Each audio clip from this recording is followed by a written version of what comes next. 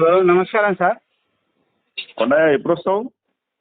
Sir అదే చెప్తే కదా సార్ మీకు పెద్ద మనుషులు అంటే కాదని వాళ్ళ అట్లా కాదు, పెద్ద మనుషులు లేకుండా ఎట్లా మాట్లాడుతున్నావు? అది కాదు సార్, పెద్ద మనుషులు నాకు న్యాయం చేయరు, అది నాకు అది అందుకే మీకు అదే కదా నేను చెప్పింది.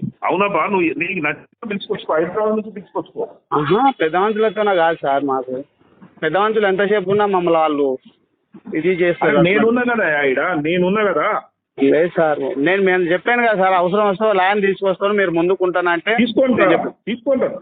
లాయర్ని కాకపోతే ఎవరినన్నా తీసుకురా, ఒక ఇద్దరు మనుషులు, నువ్వు పెద్ద మనుషులు తీసుకొచ్చుకోవాలి కదా. పెద్ద మనుషులతోనే కాదు సార్ మాకు, ఎందుకంటే పెద్ద మనుషులు మాకు అన్యాయమే చేసారు. ఇంకా మళ్ళీ కూర్చుంటే వాళ్ళు ఇంకా ఇంత అన్యాయం చేస్తారు.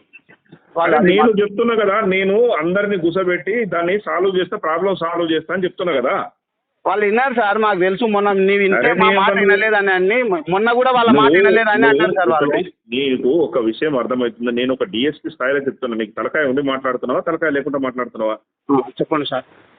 బ్రెయిన్లెస్ పిల్లలు ఉన్నాను నేను, ఇంత చెప్తున్నా. నేను డిఎస్పీని మాట్లాడి చెప్తున్నా, నేను మాట్లాడుతున్నా అంటే నా ముందు ఎవరు మాట్లాడతారు?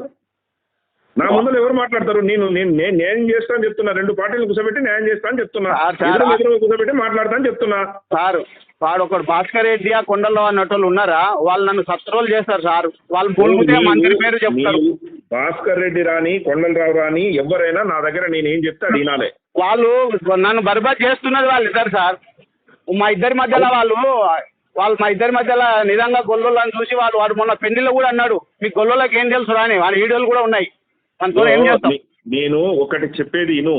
ఇప్పుడు మీరిద్దరు పిల్లనిచ్చుకున్న వాళ్ళు మీరిద్దరు, వాళ్ళు పక్కకుండేటోళ్ళు వాళ్ళు పక్కకుంటలేరు సార్, పక్కకుంటలేరు. వాళ్ళు వచ్చి మా పెళ్లిలో వచ్చి మా క్యాస్ట్ తో వాడు తిట్టిన వీడియోలు కూడా ఉన్నాయి. యూజ్లెస్ లో నేను చెప్పేది అర్థమవుతుందా? అర్థం కాదు. నేను మాట్లాడుతుంటే నువ్వు మళ్ళీ అట్లా మాట్లాడతావు. మాట్లాడతా అని చెప్తున్నా కదా. కాదు సార్, వాళ్ళు ఎవరు తెచ్చుకుంటావో ఇద్దరు పెద్ద మనుషులు తెచ్చుకో. ఎవరు లేకుండా నువ్వు నేను రాను సార్, నువ్వు మాట్లాడతారంటే నేను ఎట్లా మాట్లాడతానా? నీ పంచాది పెద్ద మంత్రి నాకు న్యాయం జరగదనే కదా సార్ చెప్పేది. అడ్వకేట్ని తీసుకొచ్చుకో హైదరాబాద్ నుంచి తీసుకొచ్చుకో. ఎవరినన్నా తీసుకొచ్చుకో, నువ్వు హైదరాబాద్ తీసుకొచ్చుకో. నేను పిలుస్తా, నేను ఇద్దరు ముగ్గురిని పిలుస్తా. వాళ్ళని మిమ్మల్ని కూర్చోబెట్టి మాట్లాడి. ఇప్పుడు నేను ఒక్కరిని మాట్లాడితే నేను బదనామవుతా. ఇప్పుడు నువ్వు ఉండాలి, వాళ్ళు ఉండాలి. వాళ్ళు లేకుండా నేను మాట్లాడతారంటే నేను ఎట్లా మాట్లాడతా? మీ పంచాయతీ ఫాల్తూ పంచాయతీ, థర్డ్ క్లాస్ పంచాయతీ మీది. వాళ్ళు థర్డ్ క్లాస్ కానీ మా పానాలు తీస్తున్నాడు కదా సార్. నువ్వు సకమైన వాళ్ళు నీ ప్రాణం తీస్తున్నారు కానీ ఇవన్నీ వద్దు, నువ్వు రా ఈడికి, నేను మాట్లాడతాను చెప్తున్నా. ఫస్ట్ సార్ వాళ్ళకి నోటీసులు ఇవ్వండి సార్ అంటే మీరు మా ఎంత పడారు సార్ వాళ్ళకి నోటీసులు. భాస్కర్ రెడ్డి గారు ఇది చెప్పరా, ఇవన్నీ కథలు చెప్పగలరా? నువ్వు వస్తావా రావా? నాకు ఇది ఒకటే చెప్పు సార్. ఇప్పుడు మేము అడిగిందని సమాధానం చెప్పు. పనికి మాలడా నోటీసులు ఇవ్వండి అని మేము చెప్తే మీరు నోటీసులు కాదురా, నేను అన్ని ఇస్తా. నేను అడిగిన దానికి చెప్పు. నువ్వు మొన్న చెప్పిపోయినావు కదా, నాకు వస్తా సార్ అని చెప్పినావు కదా. సార్ నేను వస్తానన్నా, మీరు నోటీసులు ఇవ్వమని మేము తిరిగినాం ఎస్పీ దాకా కూడా. కానీ మీరు నోటీసులు ఇవ్వకుండా రాజాను ఫస్ట్ వాళ్ళు నోటీసులు ఇచ్చినాక వాళ్ళ కోర్టు షాట్యూట్ చేసినాక వచ్చి మాట్లాడతాను. నీకు ఒకటే చెప్తున్నా, నువ్వు వస్తావా రావా? ఇది ఒకటే చెప్పు. నాకు మిగిలిన అన్ని వద్దుగా. నువ్వు వస్తా అంటే నేను మాట్లాడతాను, నువ్వు రానంటే సరే నువ్వు చేసేది నువ్వు చేసుకో, నేను చేసేది నేను చేస్తా. ఏం చేస్తారు సార్? ఒకవేళ సమ్ చేస్తారు అంతే కదా, అంతకన్నా ఏం చేస్తారు చెప్పండి. చంపాల్సిన అవసరం మేమేం చేస్తాం రా? నేనెందుకు చంపుతాం? కొండలరావు భాస్కర్ రెడ్డి అనేటోడు మంత్రి అని చెప్తున్నారు. మీరు కూడా వానికి నోటీసులు ఇవ్వంటే మాదేమో కోర్టుకి వేసిండ్రు, షార్టీ చేసిండ్రు. వానికి నోటీస్ ఇవ్వకుండా మమ్మల్ని రాజీకి అంటారు. వాళ్ళకి నోటీస్ ఇచ్చినాక మాట్లాడదాం. నేను నిన్ను రాజీకి అమ్మని చెప్పలే. నేను నీకు అర్థమవుతుందో అర్థం కావట్లేదు.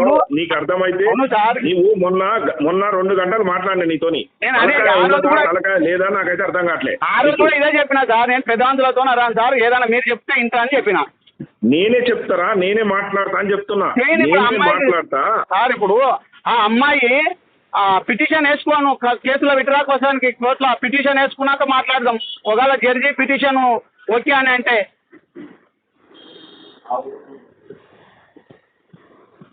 నేను పిటిషన్ అట్లా వేయరు. నేను మాట్లాడిన తర్వాత అరే ఆగురా, నేను చెప్పేది నువ్వు ఒక నిమిషం. ఇప్పుడు నేను మాట్లాడిన తర్వాత మీకు వాళ్ళకిద్దరికి సామరస్యపూర్వకంగా సాల్వ్ అయితే, ప్రాబ్లం సాల్వ్ అయితే, ఇద్దరికి సామరస్యపూర్వకంగా ప్రాబ్లం కనుక సాల్వ్ అయి ఉంటే అప్పుడు వాళ్ళు పిటిషన్ వేసుకుంటారు. నువ్వు ఇచ్చే డబ్బులు నువ్వు ఆ పిల్లకి ఏమి ఇవ్వాలనుకుంటున్నావో ఆ అమ్మాయికి ఇచ్చే ఉంటాయి కదా. మంచి చెడు ఏమన్నా ఉంటే మీరు పెద్ద మనుషుల సమస్యలు పెట్టుకోరి. నీకు నచ్చిన వాళ్ళు వాళ్ళకు నచ్చిన వాళ్ళ మధ్య ఎవరి దగ్గర డబ్బులు పెట్టిన తర్వాత కేసు కాంప్రమైజ్ అయిన తర్వాత ఆ పిల్లలకు పైసలు ఇవ్వు.